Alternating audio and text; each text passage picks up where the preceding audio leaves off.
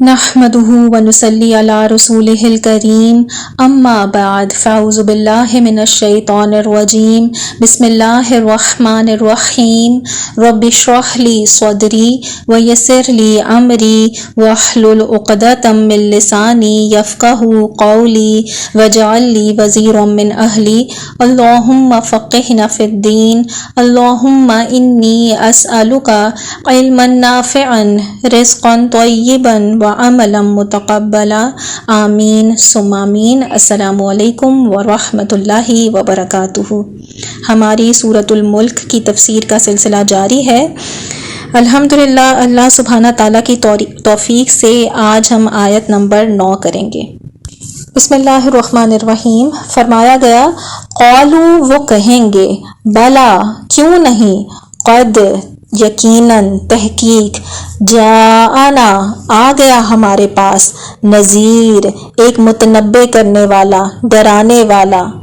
फ़कज़्ज़बना, बस झुटला दिया हमने उसको, वक़ुलना, और कहा हमने, मा, नहीं, नज़्ज़लल्लाहु, नाजिल की अल्लाह ने, मिन शैइन, कोई भी शै, इन अंतुम, नहीं हो तुम, इल्ला, मगर, फी दलालिन, गुमराही में, कबीर, बहुत बड़ी।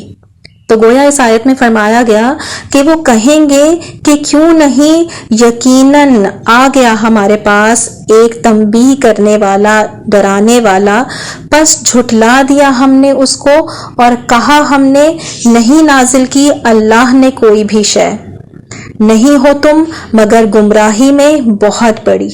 अगर हम इस आयत नंबर 9 की तफसीर देखें और इसको पिछली आयत नंबर 8 के साथ कनेक्ट करें, क्योंकि वही बात यहाँ पर आगे कंटिन्यू हो रही है कि जब आयत नंबर 8 में हमने पढ़ा था कि जब जहन्नुम के दारोगा जो हैं वो उनसे सवाल करेंगे कि क्या तुम्हारे पास कोई खबरदार करने वाला नहीं आया था जो तुम्हें बताता आखिरत की हकीकतों के बारे में, जहन्नुम के बारे में। उस पर वो कहेंगे, कौलू, वो कहेंगे, बला, क्यों नहीं, कद, यकीनन, तहकीक, आया था हमारे पास। यहाँ पर जो है वो कद का जो इजाफा किया गया है वो बहुत ही हतमी, यकीनी, रसूख पैदा करने के लिए किया गया कि यकीनन आया था हमारे पास। अब देखें, यहाँ पर नोट करें कि यहाँ पर भी वाहिद का सीगा आ रहा है, नज़ीरुन, यानी कि एक उम्मत पर एक रसूल, जो हमने पिछली आयत में बात की थी। तो गोया कि वो कहेंगे, वो मानेंगे कि आया था हमारे पास खबरदार करने वाला, लेकिन हमने क्या किया, फ़कज़्ज़बना,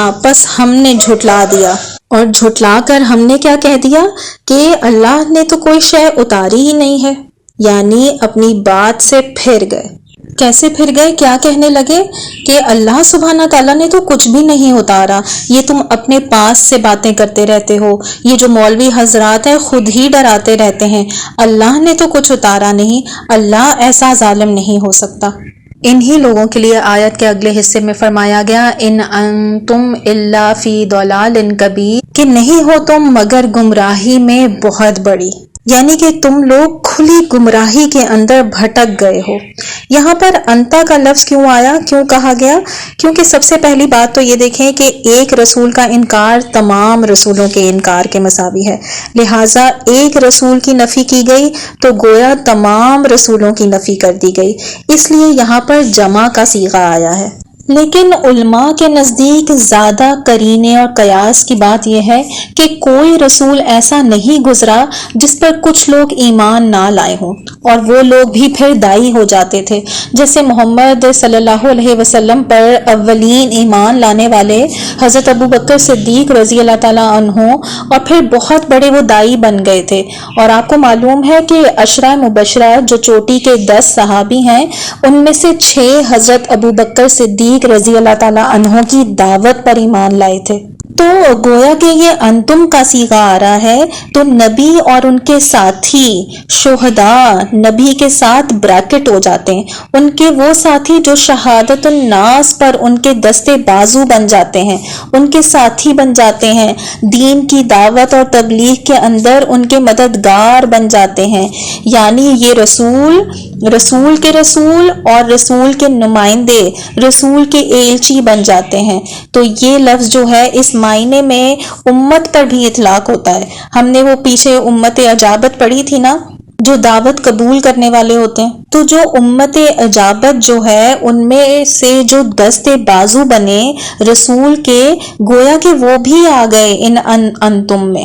اور یہاں پر جو دلال کا لفظ آیا ہے، دلال کسے کہتے ہیں؟ اصل میں اگر ہم دیکھیں تو یہ جھوٹ کے معنی میں نہیں آتا. کوئی شخص جو کچھ بہک گیا ہے، جو کچھ بھٹک گیا ہے، کسی بہت بڑے مغالطے میں مبتلا ہو گیا ہے، کوئی بہت بڑا دھوکہ لگ گیا ہے، اسے کسی بہت بڑے فریب کے اندر مبتلا ہو گیا ہے.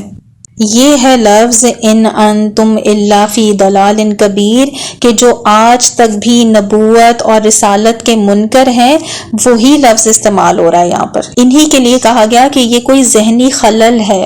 جیسے کسی کو ہیلوسینیشن ہوتی ہے نا، کہ وہ کوئی چیز اس کو لگ رہا ہوتا ہے کہ یہ چیز ہے لیکن حقیقت میں وہ کوئی شے نہیں ہوتی. تو یہ جو کیفیت ہے، اس کے لیے صحیح ترین لفظ جو ہے وہ دلال ہے. اس لیے کہ جو دلال کا جو لفظ ہے نا، در حقیقت جیسے سورہ فاتحہ میں آیا ہے نا کہ غیر المغضوب علیہم ولا الضالین، اس سے اس بات کی صحیح وضاحت ہوتی ہے کہ مغضوب علیہم وہ ہیں جنہوں نے جان بوجھ کر حق کو رد کیا، حق کو قبول کرنے کے بعد، پہچاننے کے بعد پھر اس کو چھوڑا. اصل میں وہ اپنی شرارت نفس کی وجہ سے وہ مغضوب علیہم ہیں. اور جن لوگوں کو مغالطہ لگا ہے، جو دھوکے میں آ گئے ہیں، کہیں بھٹک گئے ہیں، ان میں بدنیتی نہیں ہے، وہ کیا ہے؟ وہ دلال ہیں. یہ بڑا ہلکا سا لفظ ہے، اس میں جھوٹ، دھوکہ، فریب والی بات نہیں ہے. تو گویا کہ فرمایا جا رہا ہے کہ جو لوگ دھوکے میں پڑ گئے، جنہوں نے انکار کر دیا، جنہوں نے خبردار کرنے والوں کو جھٹلا دیا، وہ سب کیا ہیں؟ وہ بھٹک گئے ہیں، وہ کھلی گمراہی میں ہیں. اللہ سبحانہ تعالیٰ سے دعا ہے کہ وہ ہمیں بھٹکے ہوئے لوگوں کے رستوں پر چلنے سے بچائے، ہمیں سیدھا صاف شفاف رستہ دکھائے. آمین ثم آمین. ربنا لا تزغ قلوبنا بعد اذ ہدیتنا وہب لنا من لدنک رحمہ انک انت الوہاب. السلام علیکم ورحمۃ اللہ وبرکاتہ.